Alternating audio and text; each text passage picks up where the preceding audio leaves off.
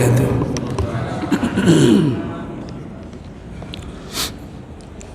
Alhamdulillahirabbil alamin.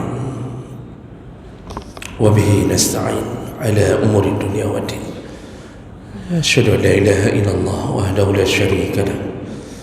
Wa asyhadu anna Muhammadan 'abduhu wa rasuluhul karim. Allahumma salli wa sallim ala nabiyyina al-Mustafa Muhammadin wa ala alihi wa ashabihi ajma'in. Amma ba'd. Rabbi shrah li sadri wa yassir li amri wahlul 'uqdatam min lisani yafqahu qawli. Segala puji bagi Allah, kemudian salawat dan salam kepada Rasulullah, pada keluarga dan seluruh sahabat-sahabatnya yang Allah muliakan insyaAllah. Bapak-bapak, ibu-ibu, jemaah salat maghrib dan Aisyah, dan semoga Allah membalas setiap tapak kaki kita dan semua amal saleh dengan surganya insyaAllah. Kita akan sambung pelajaran kita, masih membahas tentang adab ketika memberikan hadiah. Di pertemuan yang lalu kita membahas di antara adab ketika kita memberi hadiah atau pemberian apapun kepada orang lain, maka hendaknya jangan melakukan al-mannu, yaitu setelah memberi jangan mengungkit-ungkit pemberian tersebut. Dan ini sebenarnya berlaku untuk semua kebaikan. Namun dalam urusan memberi, Allah memberi catatan khusus dengan mengatakan wala tubtilu sadaqatikum bil manni. Janganlah engkau membatalkan pahala sedekahmu, pahala pemberianmu dengan mannun, dengan mengungkit.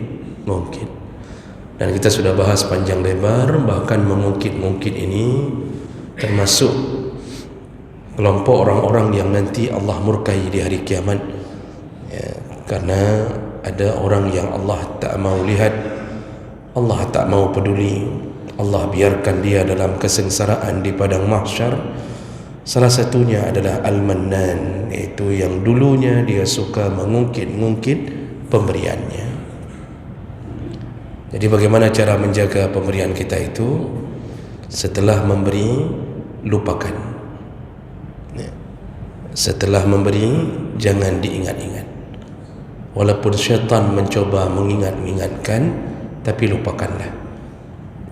InsyaAllah Allah lah yang akan mengingat-ingatnya. Tapi kalau kita suka mengingatnya, maka Allah yang akan melupakannya. Itu yang paling kita khawatirkan. Ternyata angan-angan kita masuk surga, di saat di padang mahsyar kita tidak dapatkan amal saleh kita karena kita suka mengungkit-ungkitnya. Baik, kita lanjutkan. Ada berikutnya, yaitu adamul adza bil hadiyah. Selain daripada mengungkit, juga jangan melakukan adza ketika memberi hadiah atau bentuk apapun, sedekah, hibah, wakaf. Ini karena ketentuannya umum.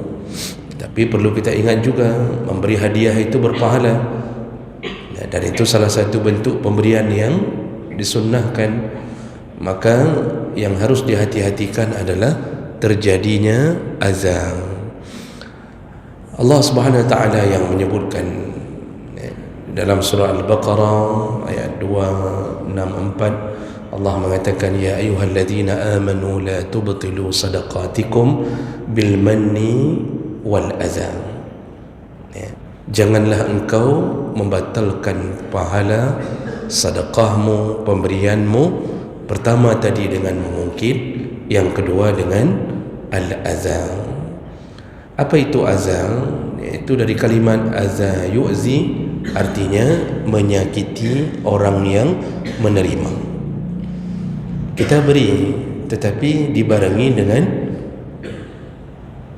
sindiran, bahasa yang menyakitkan, menyinggung perasaan atau perilaku yang menyakitkan orang yang menerima, walaupun hadiah itu sudah diterima yang seharusnya berpahala, namun karena dibarengi dengan menyakitkan perasaannya, maka hadiah itu bagaikan debu yang berterbangan, ya, hilang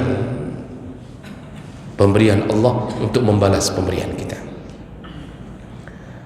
Makanya Allah Subhanahu wa taala menyambung ayat itu, ya ayyuhalladzina amanu la tubtilu sadaqatikum bil manni wal adza kalladzi yunfiqu malahu ria'an nas wa la yu'minu billahi wal yawmil akhir. Itu sama seperti orang yang ria, kata Allah, ria'an nas.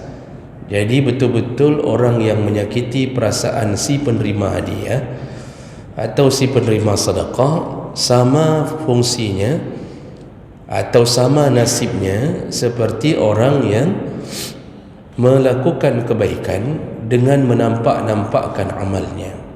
Sama nasibnya, yang mengungkit, yang menyakiti, yang memamerkan pemberiannya, semuanya sama. Allah mengatakan mereka tidak beriman kepada Allah dan hari akhir. Kenapa Allah katakan mereka tak beriman? Seharusnya ketika memberi dengan iman kita, kita harus yakin bahawa satu-satunya harapan kita dibalas dengan balasan yang lebih besar adalah balasan Allah. Jadi orang yang punya iman itu dan di hari akhir pun dia yakin dia akan diberi semua dan dikembalikan semua apa yang dia lakukan, dengan keyakinan itu seharusnya dia tak berharap dari manusia, juga dia tidak berusaha untuk menghilangkan pahala dengan menyinggung perasaan orang yang menerima. Makanya Allah mengutip kalimat mereka tak beriman kepada Allah dan hari akhir. Jadi nanti di hari akhir pun mereka tak dapat apa-apa, dan mereka juga tak yakin Allah lah yang akan membalas, sehingga nasibnya sama. Lalu Allah beri tamsilan, sambungan ayatnya Allah beri tamsilan, kamasali Safwan alaihi turab fa asabahu wabilun fatarakahu salda. Sama seperti Safwan. Apa itu Safwan? Safwan itu batu yang licin. Safwan itu juga bermakna botak, walaupun tidak semua yang bernama Safwan botak. Tapi Safwan itu salah satu maknanya adalah batu yang licin. Alaihi turab, di atas Safwan itu ada pasir. Jadi ada segumpal tanah yang diletakkan di atas Safwan, di atas batu yang licin. Fa asabahu wabilun, tiba-tiba datanglah hujan yang begitu lebatnya. Jadi ini bukan hujan biasa. Kalau hujan biasa dalam bahasa Arab disebut matar, mungkin tanah itu tidak hilang, paling meleleh sedikit. Kalau sudah Allah pakai kalimat wabil, berarti itu hujan lebatnya luar biasa. Itu wabil. Apa yang terjadi? Fatarakahu salda, maka pasir atau tanah yang di atas Safwan tadi hilang sama sekali, maka tidak ada apa-apanya. Ini Allah mau kasih tahu apa? Kita yang suka menyakiti setelah memberi, maka dia tidak mendapatkan apapun, bahkan tak tersisa sedikit pun semua apa yang pernah dia beri. Maka hati-hati tu, mengungkit-ungkit, menyakiti, itu hati-hati, karena akan membuat kita kecewa di hari kiamat, sedangkan kita terus yakin bahawa amal kita terlalu banyak. Rupa ji lagi ano di atas badai rojen, habislah semuanya, tak ada apa-apa. Dan kita terus melanjutkan gerilya kita memberitahu orang, dengan amal dan pemberian kita. Nah, bagaimana cara kita bisa disebut menyakiti? Salah satunya ketika kita mengungkit, makanya disatukan itu. Manni wal azza itu disatukan oleh Allah. Salah satu cara kita menyakiti orang yang menerima hadiah atau pemberian kita, kita mengungkitnya. Jadi kadang-kadang di depan dia kita katakan, ingat tak, siapa dulu yang memberi kamu ini? Kita mulai mengungkit-ungkit. Itu otomatis kita yang terima, kita akan tersinggung. Seakan-akan kita ini begitu hinanya, seakan-akan kita ini orang yang menengadahkan tangan meminta-minta hadiah darinya. Jadi kita terus mengungkit. Dengan mengungkit sudah menyakiti. Kan banyak orang yang sudah terima, lalu ketika diungkit maka dia akan curhat kepada istrinya. Nah, 3 kejut katanya, sekali dia kasih ke kita, habis kepegah sebuah kampung, habis satu kampung dia bilang bahawa dia pernah kasih ke kita. Itu perasaan sakit di hati, itu dia luapkan. Itu sudah sakit. Kalau dia sudah tersakiti, itu beresiko. Atau kadang-kadang kita menyakiti orang yang mendapatkan pemberian dari kita dengan sindiran. Kita menyuruh dia untuk mengingat-ingat jasa kita. Kita beri ni, tapi kita barengi dengan ucapan, ini ada sesuatu, jangan sampai tidak ingat nanti. Kalau kita kasih sesuatu kepada orang yang kita ingin dikenang jasanya, maka kita akan mengatakan, ni dari kami. Nanti kalau sudah berhasil, pokoknya jangan sampai kacang lupa dengan bungkusannya. Kalau dengan kulit, sebab hari ini kacang ada yang tak berkulit. Itu dulu kacang pakai kulit semua, hari ini kan banyak bungkusan kacang tak berkulit kan. Jadi jangan sampai lupa ya. Mulai itu kita mainkan, kita singgung perasaannya. Atau waktu kita menyuruh ambil hadiah, jadi kadang-kadang kita pesankan kepada orang yang mau kita kasih hadiah, datang ke rumah ya, ambil hadiah ni, ada kami baru pulang umrah ni. Rupanya orang itu menjawab, aduh, ini saya nak sempat ni, ini saya sedang sibuk sekali. Akhirnya ketika sudah berapa hari kita telefon, dia tak bisa datang, waktu akhirnya dia wakilkan ke anaknya mungkin, maka kita titip pesan, udah mau kita beli hadiah, kita kasih sok lagi, ngambil aja tak mau. Kayak hebat kali bapakmu tu, kau pesan sama bapakmu, ini kami kalau bukan kerana bapakmu dulu pernah begini dan begini, mungkin tak kami bawa pulang hadiah. Udah mulai itu anaknya tahu. Jangan soal-soal lah, suruh ambil hadiah aja tak mau pun. Ini cukup terakhir ni kami kasih ni. Itu udah mulai itu kalimat-kalimat. Anaknya pulang dikasih tahu, ayah itu om itu tadi, biasa ni berarti tinggal di kota.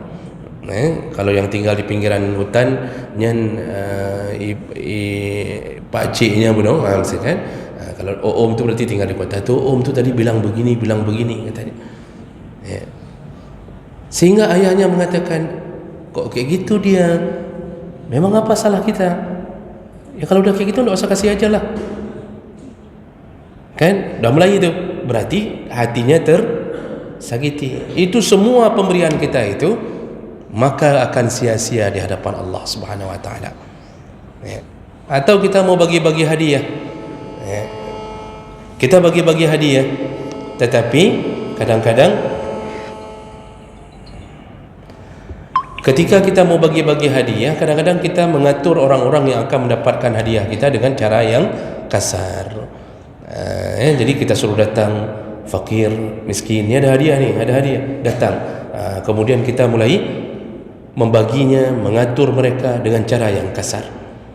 Atau kita suruh antri mereka di terik matahari. Ini perkara yang sebenarnya menyakitkan mereka. Kita mau kasih tapi kita sakiti dulu mereka. Kadang-kadang sengaja tidak dibagi, ditunggu antriannya panjang. Supaya apa? Supaya kita ini bisa dapat momen foto yang terbaik. Jadi banyaklah orang yang ambil. Itu semua adalah sesuatu yang menyebabkan rasa sakit. Ini perkara yang sangat dilarang dalam urusan memberi. Jadi jemaah melakukan Allah Subhanahu wa taala, Kalau itu sudah kejadiannya, maka Allah kemudian akan membatalkan semua. Sebelum ayat yang kita bacakan tadi di 264 Al-Baqarah, di ayat sebelumnya Allah mengatakan apa? Qaulun ma'rufun wa maghfiratun khairun min sadaqatin yatba'uha adza. Ucapanmu yang baik, qaulun ma'ruf wa maghfirah, dengan segala kemaafan, khairun, itu lebih baik daripada engkau berikan sesuatu sedekah hadiah tetapi yatba'uha aza, yang beriringan dengan rasa sakit. Jadi Allah sudah membandingkan ni, kalau kamu memberi dengan kata-kata yang baik, engkau hormati fakir, miskin, engkau hormati orang yang menerima. Kadang-kadang kita kan memberi itu kita yang minta maaf, wa maghfirah, iringi dengan maghfirah. Jadi pas kita beri, misal kita kasih hadiah satu mangkok kuah ke tetangga, kita pesankan sama anak-anak, bilang minta maaf, ini cuma sedikit yang ada, ya. Jadi kita tidak bisa kasih banyak, karena kita bagi-bagi yang banyak ke banyak orang. Itu kita ajarkan anak, atau kita sendiri waktu antar kita mengatakan, nak maaf, hanya bacut saja yang nabak kamu. Kita yang beri, kita pula yang meminta maaf. Itu kata Allah khairun, semua perbuatan engkau itu, itulah yang terbaik dibandingkan engkau memberi dengan yatba'uha aza, yaitu dengan mengikuti atau mengiringi dengan sindiran-sindiran atau singgungan-singgungan yang menyebabkan sakitnya orang yang menerima. Jadi jangan sampai sia-sia amal. Jemaah melakukan Allah Subhanahu wa taala. Ini yang pertama, beresiko dihapus pahala. Ini sudah disebutkan oleh Allah. Ya, tadi seperti kamasali Safwan, dihapus pahala. Jadi tidak ada lagi pahalanya. Sedangkan kita butuh pahala. Walaupun masuk surga itu bukan dengan pahala. Masuk surga bukan dengan pahala. Masuk neraka juga bukan dengan harus berdosa. Tapi kita ini ditentukan oleh Allah semua di atas rahmat dan ridha-Nya. Kalau Allah senang kepada seorang hamba, walaupun amalnya sedikit, maka Allah bisa buat orang masuk surga. Jadi pahala untuk apa? Salah satunya adalah untuk menambah ridha. Jadi bukan pahala yang memasukkan kita ke surga, tetapi ridha. Tetapi salah satu cara mendapatkan ridha adalah dengan cara menumpuk-numpuk pahala. Wa may ya'mal misqala zarratin khaira, sekecil apapun engkau lakukan kebaikan, yarah, pasti dinampakkan kepadamu. Itu sekecil apapun nampak. Ini hari ini besar pahala, tetapi tak nampak lagi gara-gara menyakiti orang yang menerima. Jadi dihapuskan pahala ini akan membuat kita hidup dalam keadaan berangan-angan tetapi tak dapat apapun. Yang kedua, yang bahayanya, selain dihapus pahala, itu harta kita yang kita sering kasih orang yang dibarengi dengan menyakitkan. Kita sering, misal kita punya amal, kita sering bantu anak yatim, kita kasih kado, kita kasih nanti menjelang Ramadan, macam-macam kita kasih, macam hadiah kita kasih. Kita punya amal. Tetapi ketika amal itu kita barengi dengan rasa sakit, jadi mereka terasa terhina dengan perkataan-perkataan yang kita ucapkan. Sambil kita kasih, kita mengucapkan, ni kalau tidak ada saya yang kasih ni anak-anak yatim ni tak kira mana nasibnya ni. Ini mereka ni, bapak mereka sendiri pun tak peduli lagi ni. Menyuai anak yatim pandai nak bapak. Mama mereka pun tak peduli lagi. Ini semua saudara mereka tak peduli. Akhirnya kita sakiti mereka dengan perasaan, dengan perkataan yang tak baik. Tapi kita punya amal, dan amal itu kita lakukan rutin. Di saat itu muncullah sifat sombong bahawa kitalah si pemberi, mereka adalah si penerima yang hina. Ini dah mulai ni permainannya, permainan hati. Kita menjadi superior, kita merasa bahawa kitalah yang punya, yang berkuasa. Kita merasa kalau kita tak ada, mungkin tak ada bantuan itu. Lalu kita merasa orang yang menerima adalah orang-orang yang hina. Muncullah sifat kesombongan. Selain dihilangkan pahala, kesombongan kita terhadap apa yang kita beri, resiko berikutnya adalah Allah bisa binasakan harta di dunia. Kalau di akhirat dihilangkan pahala. Kalau di akhirat itu sudah pasti Allah hilangkan pahala. Di dunia apa yang kita dapatkan? Allah bisa membinasakan harta. Dan itu Allah ceritakan dalam Al-Quran dalam beberapa tempat. Contohnya dalam surat Kahfi, itu Allah ceritakan tentang ada dua orang laki-laki yang bersahabat, yang satu kaya, yang satu miskin. Itu dari ayat 33 ya. Jadi satu kaya, satu miskin. وَضْرِبْ لَهُمْ مَثَلَ الرَّجُلَيْنِ جَعَلْنَا لِأَحَدِهِمَا جَنَّتَيْنِ وَحَفَفْنَا بِهِمَا, dan seterusnya. Kami beri tamsilan, kata Allah, ada dua orang yang salah satunya kami berikan kebun-kebun yang sangat indah, lalu wahafafna binakhlin, kami berikan di sekeliling kebun itu penuh dengan kurma. Jadi Allah mulai mengatakan kami yang hidupkan kebun dia, kami yang berikan dia kesuburan pada kebunnya. Lalu dia mulai, ketika dia mau beri ke sahabatnya yang miskin ini, dia mulai menghinanya. Dia mengatakan, ana aktsaru minka malan wa a'azzu nafara. Katanya ni, saya, ini untuk kamu tahu ya, saya ni, itu saya lebih banyak harta saya daripadamu dan lebih banyak pengikut saya daripadamu. Karena salah satu kesombongan Pak dari dulu, orang bisa merasa sombong kalau banyak harta, banyak pengikut. Maka jangan pikir kalau banyak pengikut itu menjadi sebuah hal yang membanggakan. Jadi menyombong-nyombongkan harta, menyombongkan, ikut long nyolong nah. Itu dah mulai itu. Jadi kesombongan itu Allah tulis dalam Al-Quran. Jadi dia katakan ke sahabatnya, sehingga sahabatnya ini merasa tersakiti perasaannya dengan perkataan-perkataan yang menyombongkan dirinya. Lalu apa yang terjadi? Ternyata di ujung cerita Allah Subhanahu wa taala menghabiskan kebun tersebut dalam satu malam, dibakar oleh Allah sampai tidak tersisa. Itu nanti dalam kisah yang sama dalam surat Al-Qalam, itu juga diceritakan tentang ada satu keluarga yang orang tuanya dulu saleh. Jadi orang tuanya dulu punya kebiasaan, kalau panen kebun pertama, dia akan panen agak menjelang siang agar fakir miskin bisa berkumpul. Hasil panen pertama itu langsung dia berikan, bagi-bagi ke fakir miskin. Itu orang tuanya.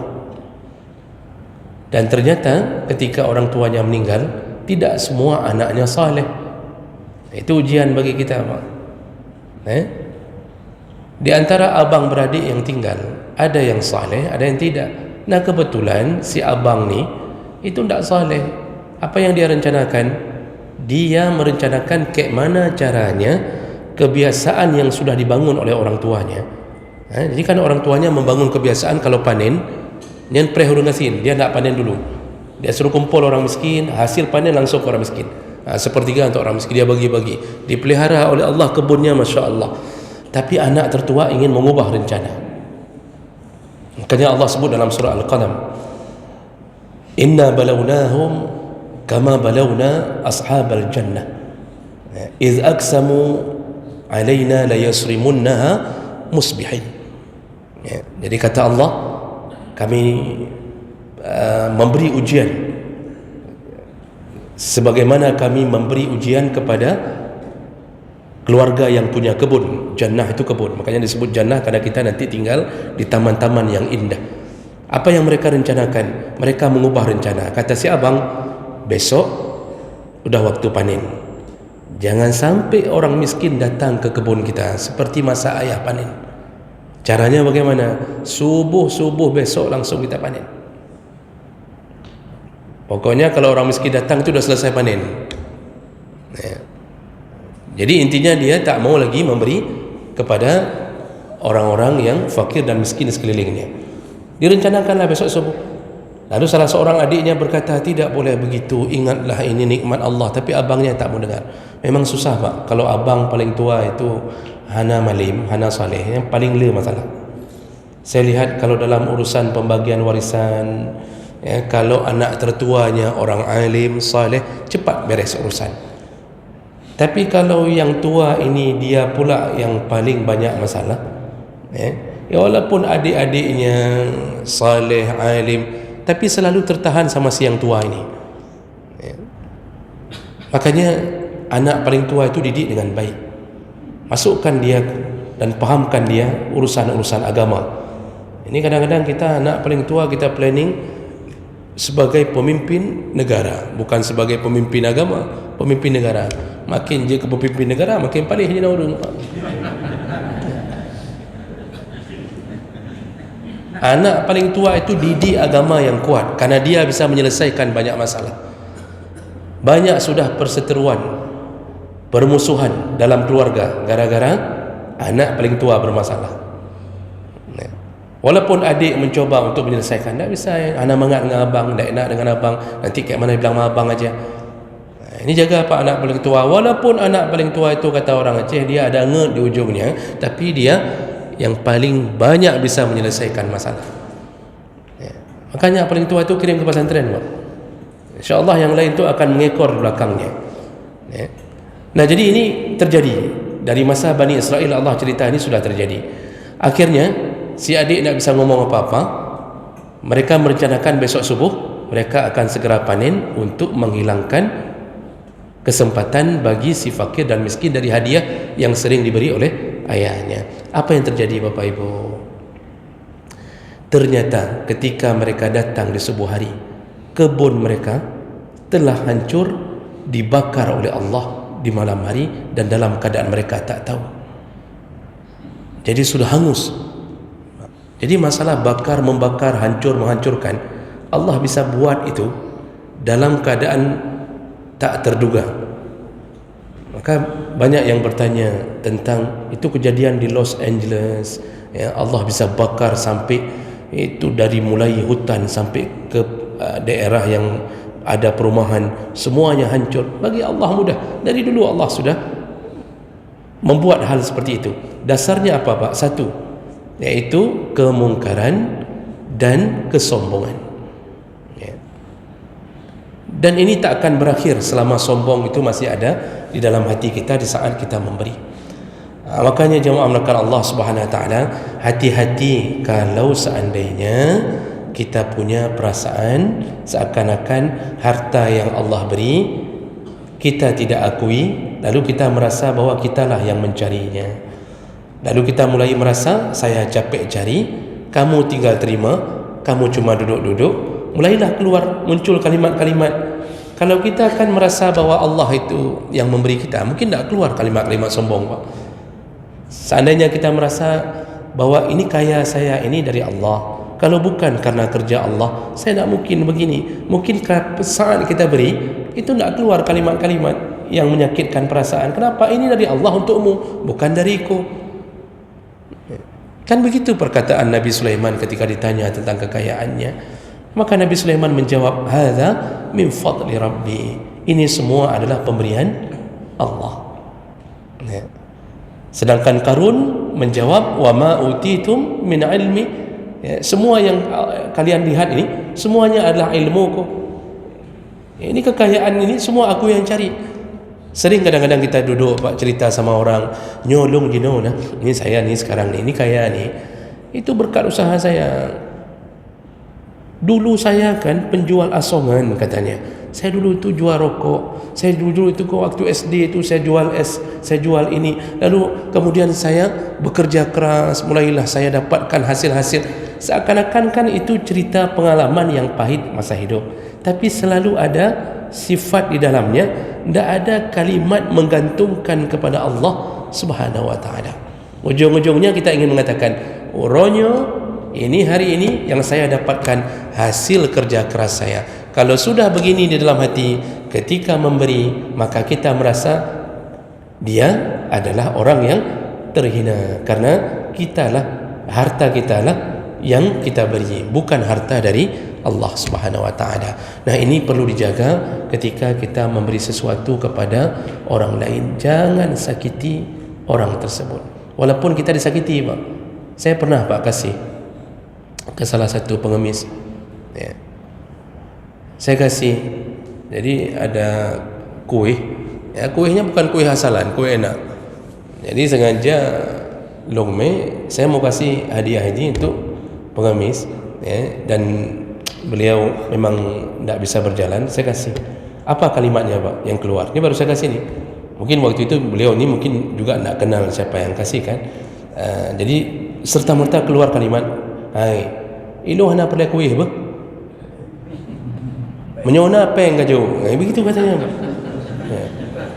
Begitu jawaban. Jadi dia mengatakan saya tidak perlu kuih, ya. Kalau ada uang kasih, tidak perlu kuih ini. Untuk apa kuih ini? Ditampik di apa maksudnya kan? Di tepisnya, Pak. Itu plastik itu. Masya Allah. Ya, semenjak itu saya tidak berani kasih lagi.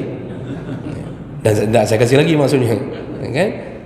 Kadang-kadang kita yang disakiti, tapi di saat itu kita jangan sampai keluar kalimat yang membuat, kalaupun dia terima di ujung, jangan sampai dia tersakiti. Ya sudah, kalau nak mau terima, alhamdulillah, kita kasih ke orang lain. Jadi kalau disakiti sama orang rendahan yang di saat itu sedang butuh pertolongan, lalu kita disakiti, itu memang agak aneh. Cuma itu kadang-kadang terjadi. Yang hanjut dan yang biasa terjadi, kita yang menyakiti orang yang sedang kita beri. Mudah-mudahan kita mampu bersabar di atas pekerjaan ini.